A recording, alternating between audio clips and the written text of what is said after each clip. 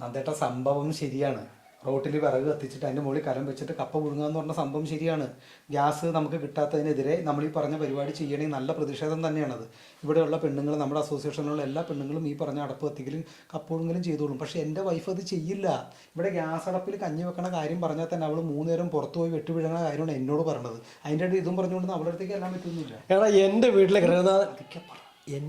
ഗൃഹനാഥൻ ഞാൻ എൻ്റെ ഭാര്യ പറഞ്ഞ് അവൾ കേൾക്കും. അതുപോലെ നീ നിൻ്റെ ഭാര്യയോട് പറഞ്ഞ് മനസ്സിലാക്കിയേ.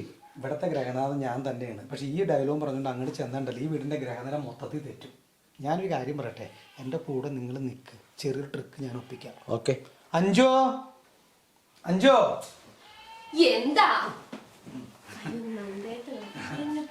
ഇപ്പൊ വന്നോളൂ. പിന്നെ നന്ദേട്ടൻ ഒരു ഹാപ്പി ന്യൂസ് ആയിട്ടാണ് വന്നിരിക്കുന്നത്.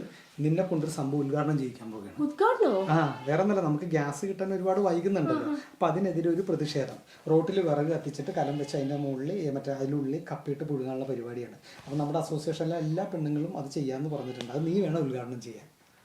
ഞാനിങ്ങനെ ഉദ്ഘാടനം ചെയ്യണ്ടേ? നീ ചെയ്യേണ്ടത് അവർ ചെയ്യുന്നത് പോലെ തന്നെ. നീ വിറക് വെക്കുന്നു, അത് കത്തിക്കുന്നുണ്ട്, കലം വെക്കുന്നു, കപ്പ പുഴുങ്ങുന്നു.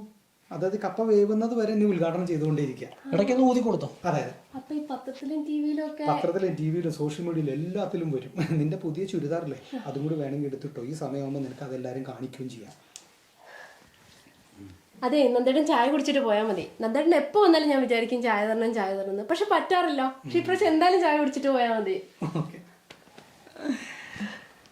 നിങ്ങൾ ഭാഗ്യവാനാണ്.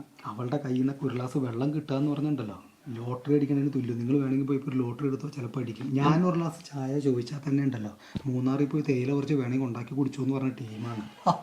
അതെ, നിങ്ങൾ എന്നെ പറ്റിക്കല്ലേ? ചായ ഒന്നും ഇല്ല ഇവിടെ, ചായപ്പൊടി തീർന്നു. നന്ദേട്ടന്റെ വൈഫ് എന്നെ വിളിച്ചിരുന്നു. ചുളുവിൽ കപ്പ പുഴുങ്ങാനുള്ള ശ്രമമായിരുന്നല്ലേ?